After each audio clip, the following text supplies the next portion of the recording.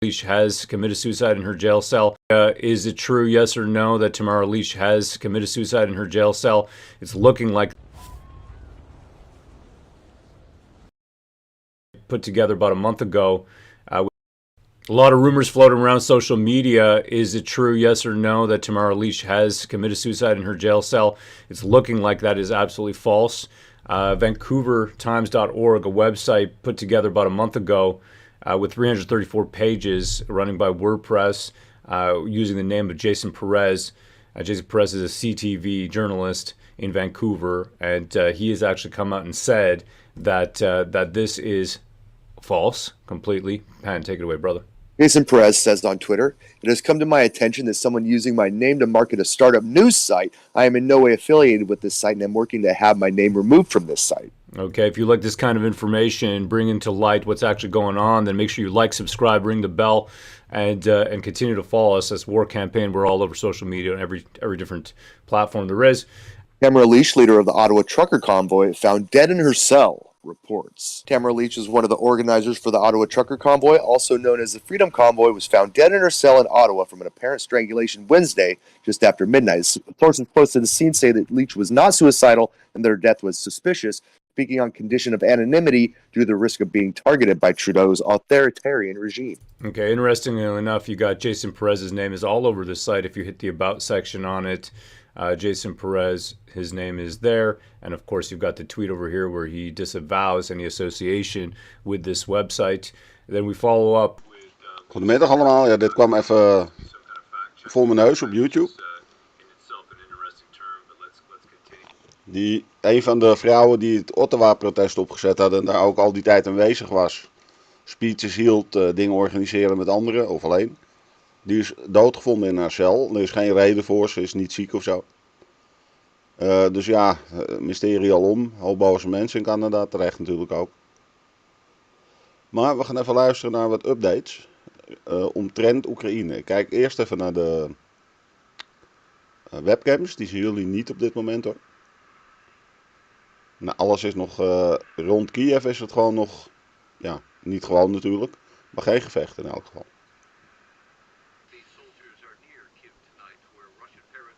On the move. On one hand, they're very proud. Both of these soldiers are near Kyiv tonight, where Russian paratroopers are on the move. On one hand, they're very proud to be defending their country, but on the other, they also know they're massively outgunned. We are in the position right now expecting the assault. Serge Velenchensky is one of the thousands of Ukrainian citizens being called up to war. He's protecting infrastructure in the capital city. We are on alert all the time. We are motivated. We will fight. We will resist. The question, though, is for how long? Russian troops are bearing down on Kyiv and bringing with them tremendous firepower, anticipating an easy victory. But we all bought machine guns and weapons and cartridges. No one is afraid. No one will abandon their homes. No one will flee. We are preparing to be engaged soon. Lieutenant Denis Antipov's airborne unit got the call to duty just yesterday. He believes that Ukrainian forces can do well on the ground. We need strong air support. We need anti-aircraft launch pads. We need anti-aircraft missiles. They also need protective gear for the scores of volunteer citizens who've been handed an AK-47 and some ammunition, but little else. We need equipment because even though our spirit is high, we are ready to fight. We are ready to protect our country. But Russian planes and helicopters control the skies. So Ukraine now is asking NATO allies to lend a hand there. Basically to close down the airspace over Ukraine because they outnumber us. Hallo, wat zei die? Wacht even.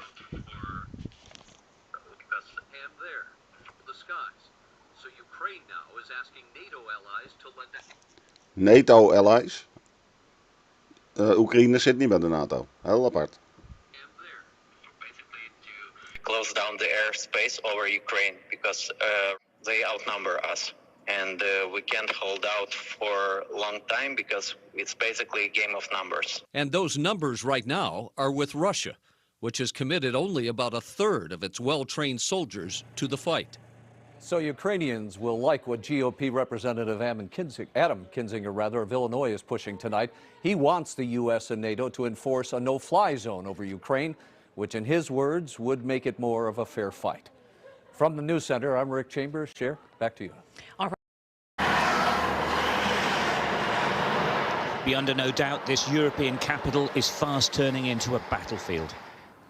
There are troops on street corners and under bridges. Armoured vehicles constantly crisscross the city, bolstering positions, waiting for the enemy. The Ukrainian military are fighting, but they will struggle to hold on.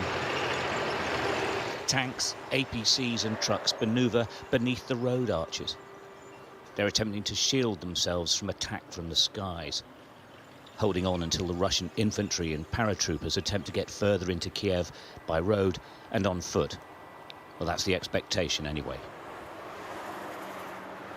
There's been a huge exodus from the city. Those left behind attempt to thumb lifts, heading west. Others stop passing cars and ask if they're heading their way. More often than not, it's a fruitless hope. The air raid sirens are irregular now. It's scary stuff. With their belongings, they try to hurry off the streets. Most head for the metro stations, trying to get underground. Mums and dads and their little ones, trying to find safety if they can't find a way out. Everyone feels exposed. Everyone feels vulnerable. Well, that's a haunting sound of the air raid sirens. It's pushing people into taking cover. Just heard a crump of an explosion. It's like this all over the city now. It's all over the city now. It's all over the city now. It's all over. There's APCs up here. Exactly where and when the Russians may attack a new target remains unknown, of course. So there's constant movement. Much of the city is now deserted. Hardly any people in the centre of town, just a few cars driving between homes or looking for a few shops that are still open. And on the streets as well, civilian militia, armed and ready to support the army.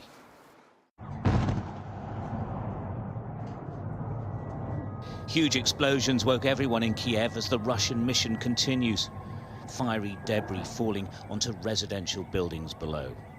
This is life in Kiev now. The country's president making exactly that point. Коли бомби падають у Києві, це відбувається. When bombs fall on Kiev, it happens in Europe, not just in Ukraine. When missiles kill our people, it is the death of Europeans. I demand greater security for Europe, greater protection for Ukraine as part of a democratic world.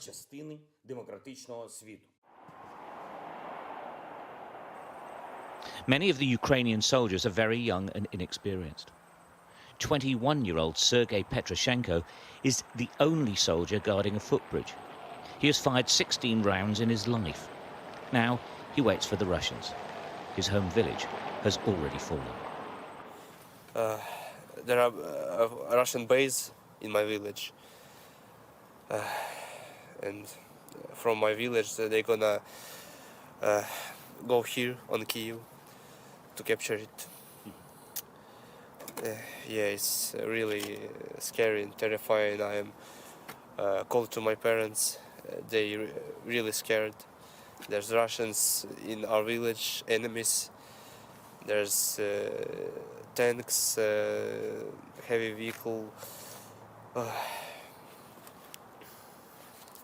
I hope that they will be fine.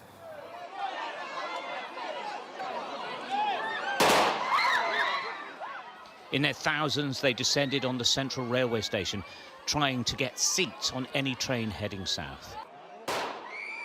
Guards firing into the air, trying to maintain order. It rarely works with people already traumatized. It was chaotic and desperate, but that is what it's like here now. The fear of the unknown is what's so difficult for the people. Ukraine is holding its breath while the world watches on.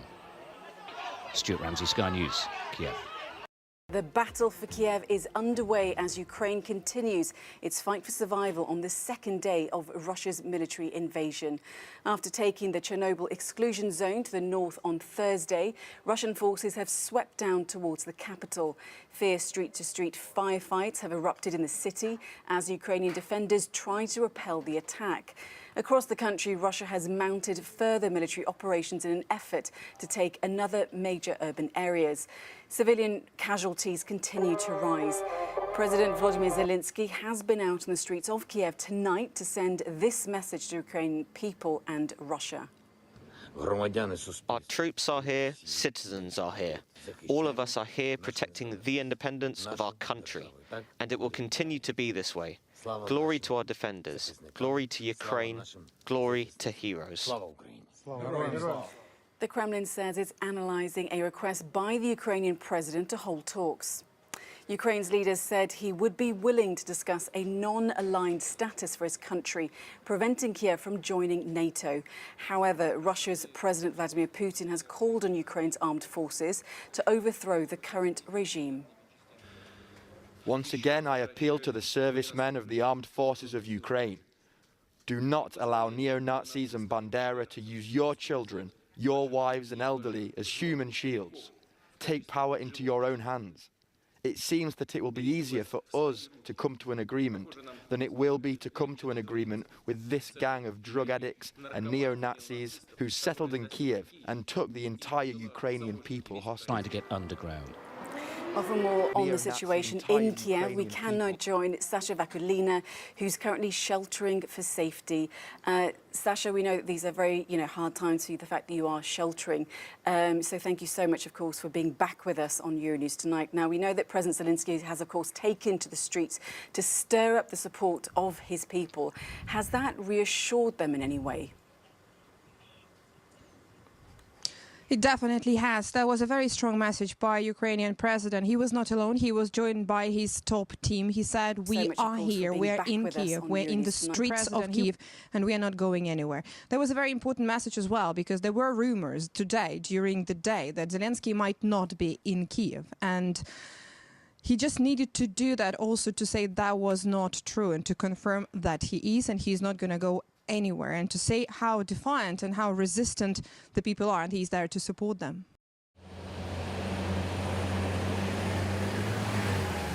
British heavy armour stored at Sennelager in Germany now heading east. As the Ukraine crisis simmers, Britain is doubling its presence in Estonia.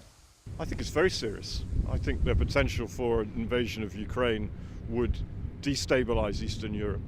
And I think we are clearly prepared as the British Army to react in whatever way it should be required. But we shouldn't underestimate just how important this is. The force that will add to Estonian operations, the 1 Royal Welsh Battle Group. There's a lot of excitement and also probably a little bit of trepidation. They're young battle group. I would say probably about 80 to 90% weren't even born at the time of the end of the Cold War. So a lot don't understand the context, but they get the sense of excitement and the sense of importance of what they're doing. The so-called Welsh warriors have always been best placed to reinforce Estonia, already in Germany and training in Sennelager, initially to take over from a NATO battle group led by the Royal Tank Regiment. Instead, now joining it and off to the Baltic state ahead of schedule. It certainly adds a little more edge and certainly a little bit more tension to the situation, but otherwise there's no change to the NATO mission. We're there in a defensive context only. We're there to defend the security and the integrity of the Baltic states. The expanded British Estonia commitment comes as no surprise. During weeks of intensive training in Germany, soldiers had heard the news. Growing fears of Russia attacking Ukraine, NATO deciding to bolster its eastern flank, Britain offering to double the number of troops in the region. It had all pointed to an earlier than expected deployment. I think people are more prepared now to think that they're going to go early, and so I think it wouldn't be a problem for anyone. We've been trying to keep up with the news and that lot, and getting down brief from the higher ranks, and it does feel like it could happen, and if it does, we are, I would say we're prepared for it all. Especially the engineers, we're ready, so got all our training done out here. We've got one more phase out here left to do.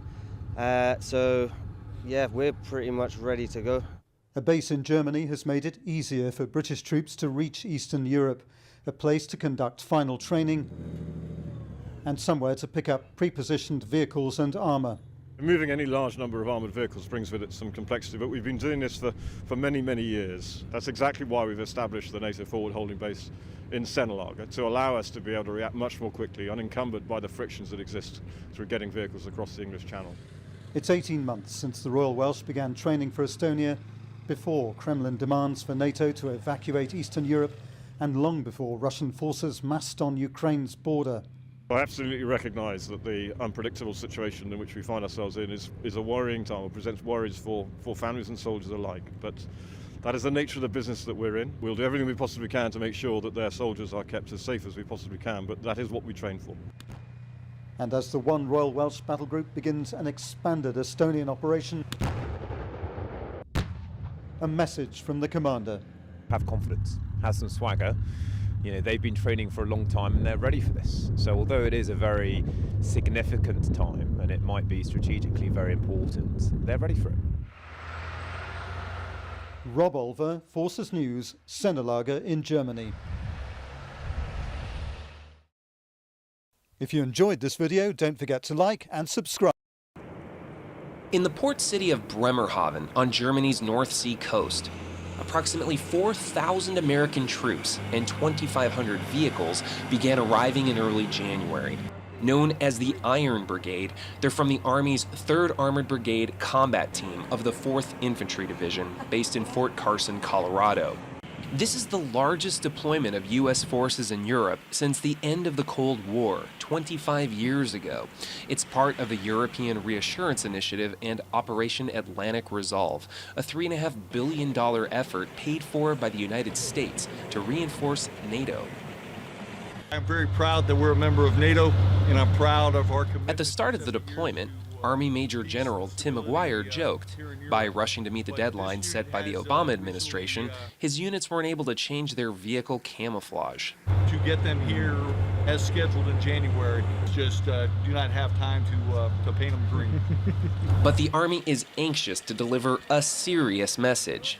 To demonstrate to allies and adversaries alike, the U.S. is determined to assist NATO in defending Eastern Europe from potential aggression from Russia. The combat power here is a tangible sign of the continued commitment of the United States of America. It is one that enables us to work with our allies and send a message that we remain committed. You've got tanks here. Brigade Commander Colonel Christopher Norrie describes his unit as lethal. We're an Armored Brigade combat team. So as part of that team, we have tanks, Bradleys, we have indirect fire systems, Paladins. We have a whole range of vehicles that make up our team here. You can see now you've got one ship here, one ship there, both offloading all of our equipment in preparation for onward movement. Norrie's troops spent the past year training for this mission. What's up? Iron Strong! Algernon Lewis and Thomas Rodriguez are Army mechanics. This is my first time in Europe. Pretty excited to be here. Kind of miss home, but it's also nice to be over here helping out our NATO allies. These soldiers concede, outside of their families, few folks back home may know about their assignment. Probably not. Probably not, honestly. I don't think they do. I don't think a lot of them know what NATO actually does. Under NATO, the U.S., Canada, and 26 other nations pledged to defend each other in case of attack. In 2014, Russia annexed Crimea from Ukraine, which is not a NATO member, but that sent jitters across Europe, especially in the 5 NATO countries bordering Russian territory: Poland, Norway, and the former Soviet republics of Estonia, Latvia, and Lithuania. After international sanctions were imposed on Russia, then-President Obama pledged to beef up American military presence in Europe, which had shrunk from its Cold War level, over 300,000 troops, to 120,000 in 2000 and 65,000 in 2015. 6 days after arriving in Germany, Colonel Norrie's military convoy reached the first of those nervous states, Poland, where U.S. troops will begin the first of their 9-month rotations planned for the next 7 years. This is the first large-scale continuous presence of U.S. troops in Poland. This army video shows the symbolic moment a Polish flag was added to the lead U.S. vehicle. Colonel Norrie was officially welcomed by Polish Major General Jarosław Mika. It is important for security, not only for Poland, for Europe, and for all the world. Why should the U.S. care about what's happening so far away here in Poland? Common cooperation, common training, and all these things provide more security for all countries. You have to be prepared for a war, yeah? And if you would like to avoid any war, just after that, you have to do a lot of training to be prepared. Training is what these troops will be doing. Their Bradley fighting vehicles, transported from Bremerhaven by train, were positioned in the snowy fields of Poland in temperatures close to 0 degrees. It's cold. I like it. It's beautiful though. Yeah, it's a beautiful country. It's a good place. Some American troops will remain in Poland. Others will be sent further. Ik zet hem heel even op pauze. Er is net een linkje, nou geen linkje, maar een tekst binnengekomen. Op een van de platforms, Facebook meen ik. En daar wordt gezegd dat op de Telegraaf staat dat de Russen dreigen met... Sorry hoor. Dat de Russen dreigen met het neer laten storten van de ISS. Dat is de International Space Station. Dat lijkt mij echt nonsensnieuws. Want het kost wel geld, hè? Maar ja, het is al afbetaald, zou ik maar zeggen. Dus ja, er gaat een hoop research verloren in de toekomst. Maar wat ermee behaald is, is ermee behaald. Nou, stel ze laten dat ding neerstorten. Het is geen flatgebouw. Het is allemaal... Ja, hoe groot is hij eigenlijk? Nou, hij is niet groot. Ik denk dat een kettingbotsing met 3 containertrucks al erger is.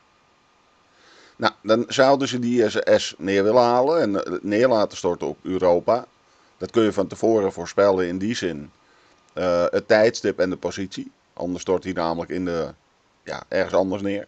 Dus dat is nogal een planning. Een precieze planning.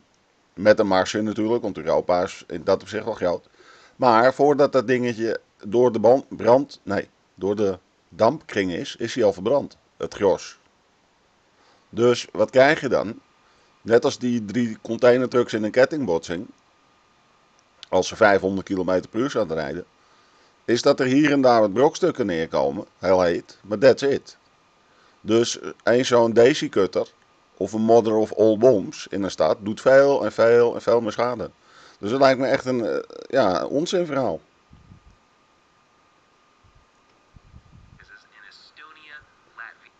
En als iemand die link kan vinden op Telegraaf, ontvang ik hem graag per Twitch of Messenger op Facebook. Want ik ben wel benieuwd. Het kan bijna niet waar zijn. Maar het kan wel, want ja. De media, misinformatie, angst aanjagen enzovoort. And Hungary. Pre-positioning equipment and ammunition in Eastern Europe can reduce the time needed for additional troops to deploy, if ever needed. Other NATO members, like the UK, France, and Denmark, are deploying more troops to Eastern Europe as well. Many NATO member states are boosting their military spending, but only 5 countries, including the US, the UK, and Poland, meet the target of spending 2% of their gross domestic product on defense. The rest, including France, Germany, the Netherlands, and Italy, spend less. Overall, the U.S. accounts for 3/4 of NATO's military expenditures.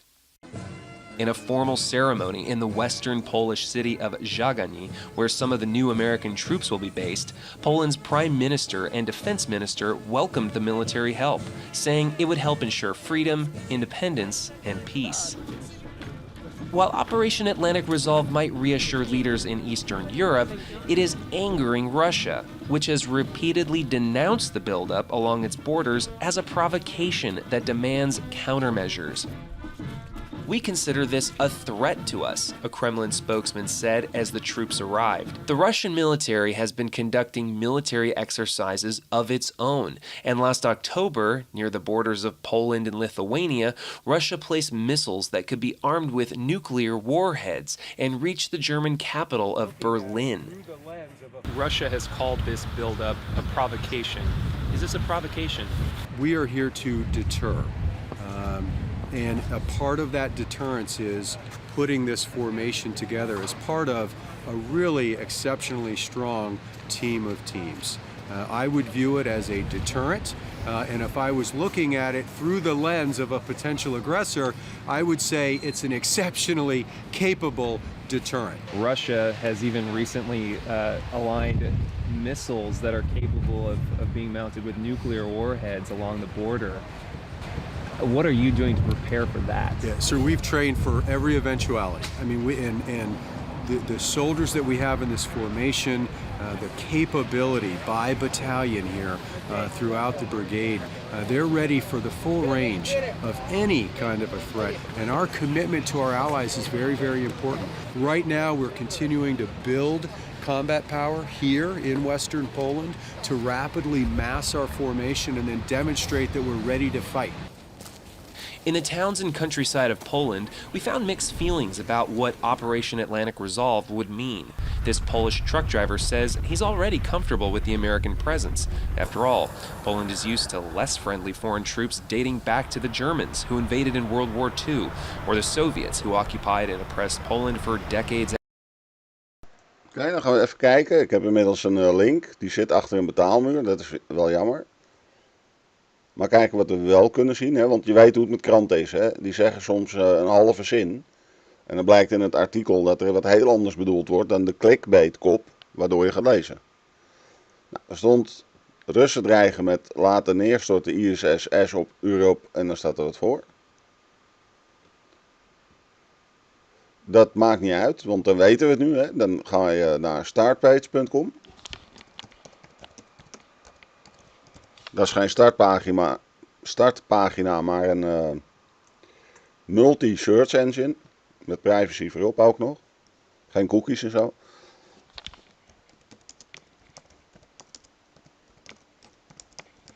Zoek je in het Engels, want het komt meestal van ANP, hè? Associated Network Press. Uit die contraien, dus in het Engels zoeken is dan beter. Threat Russia, crash. To crash is ook neerstorten.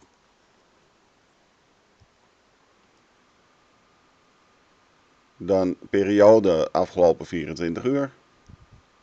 Dat is lang, hè, nieuws. Hier, Oekraïne. De Russische space expert, ik weet niet wie, ruimte-expert, heeft de suggestie dat de ISS zou kunnen crashen in, en dan komt het al, Amerika of Europa. Als resultaat van de sancties. Nou, gaan we even kijken. Dus er wordt niet gedreigd om neer te laten storten, maar het zal wel weer gaan over een technisch verhaal. Als die niet brandstof krijgt voor zijn thrustertjes om in baan om de aarde te blijven of zo, denk ik. Even kijken.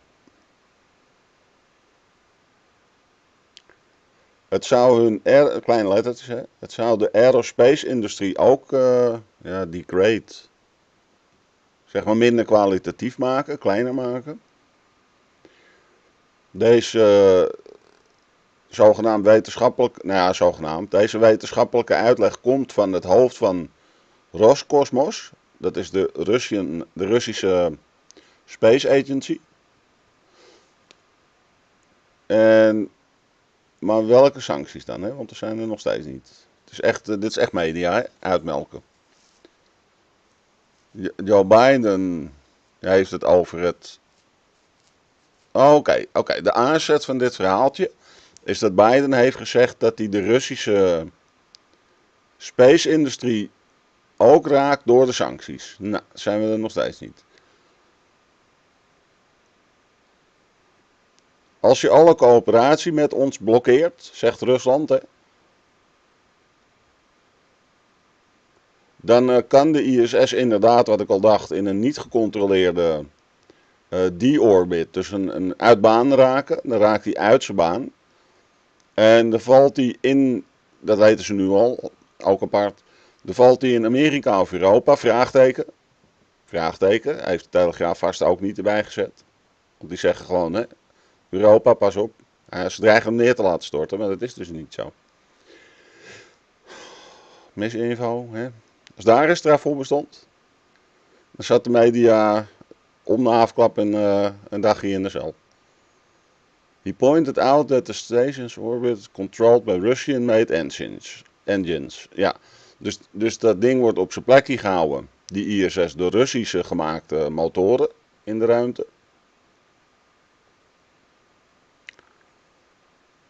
Er is een mogelijkheid dat de structuur in... het kan nog veel wijder, de Mars. Hij kan ook in India vallen of in China.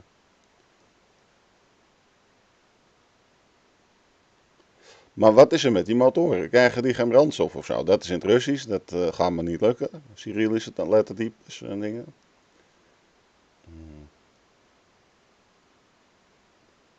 Er is nu moeilijkheid om de Russische cosmonauten veilig vanaf de ISS te krijgen. Geen idee.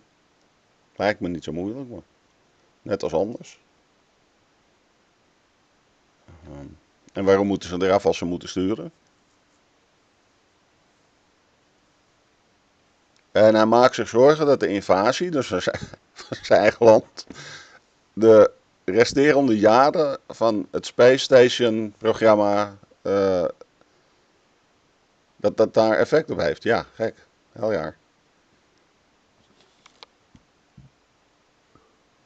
De ISS gaat sowieso niet eeuwig mee. Er zijn nu al 3 private bedrijven die het gaan vervangen. Dat is Blue nog wat van Bezos. En X-Space van Elon Musk. En die derde, hoe heet die derde ook alweer? Oh ja, die Branson. Sir Richard Branson volgens mij. Een of andere, ook een miljardair. Rijk geworden met voornamelijk toeristenindustrie wereldwijd. Prijsvechter. Ja, dus, Telegraaf, even een weekje de cel aan jullie. AUB, dankjewel. In deze tijden moeten ze niet met dat soort prikkelende dingen voor mensen aankomen. Dat is helemaal niet goed.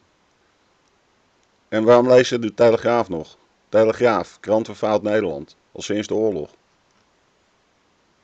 Weg ermee. Oké, we gaan verder. We gaan verder als ik het vind.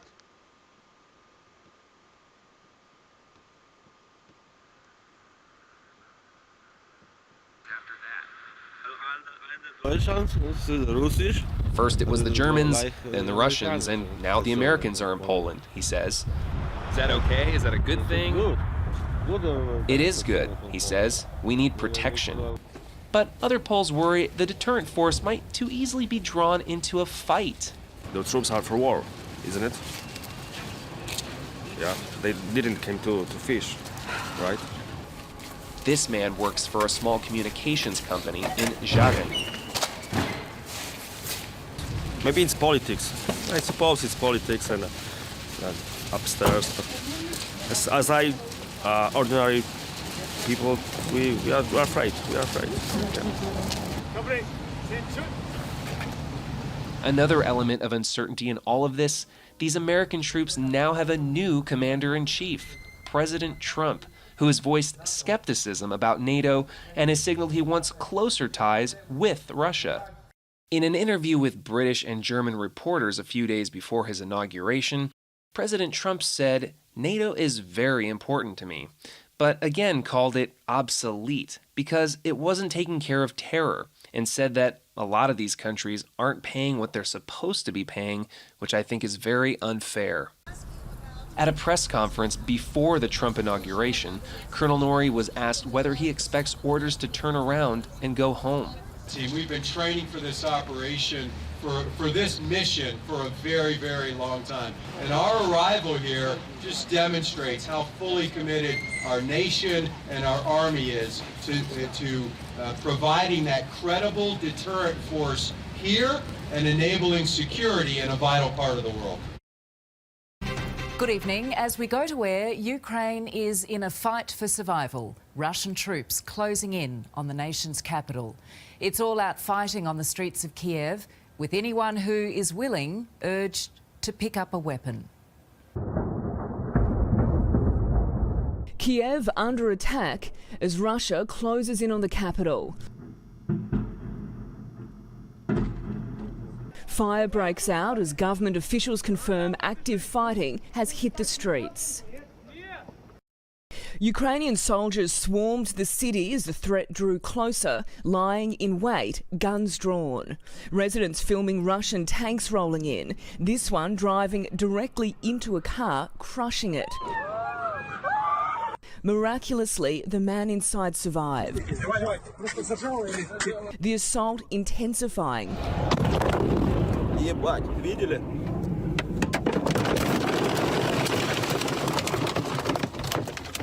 With no location off limits.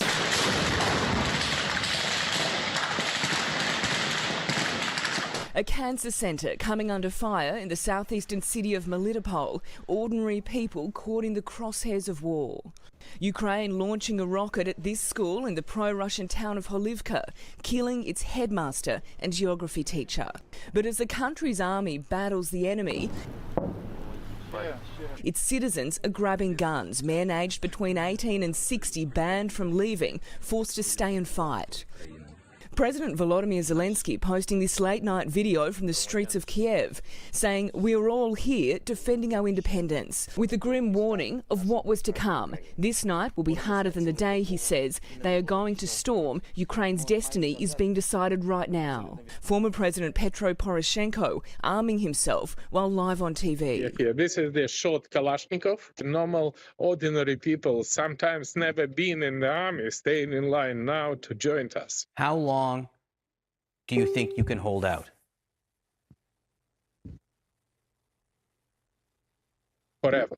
The fight back seeing Vladimir Putin urge Ukrainian soldiers to overthrow the government, saying take power into your own hands. Women too are taking up the fight. Yeah, I will be willing to shoot and kill someone in defense of my family and my city.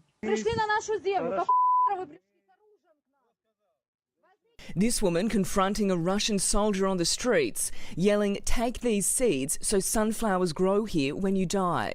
Tens of thousands of others not taking their chances, taking their children.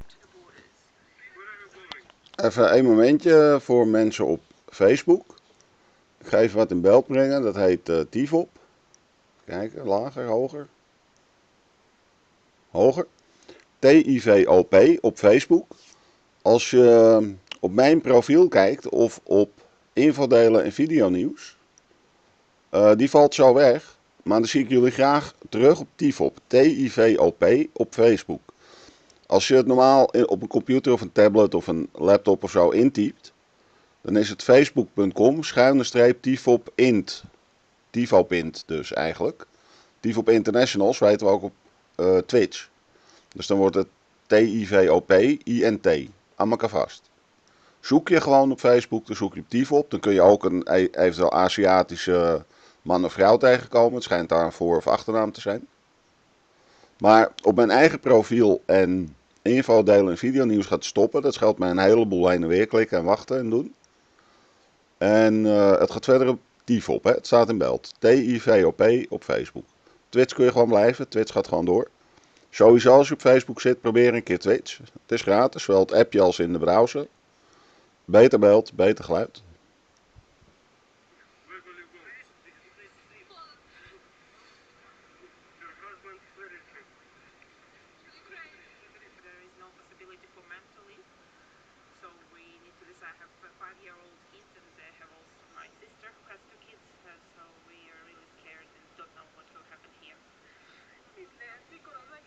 This woman in tears saying it's unfortunate we got here in our old age, facing a wall.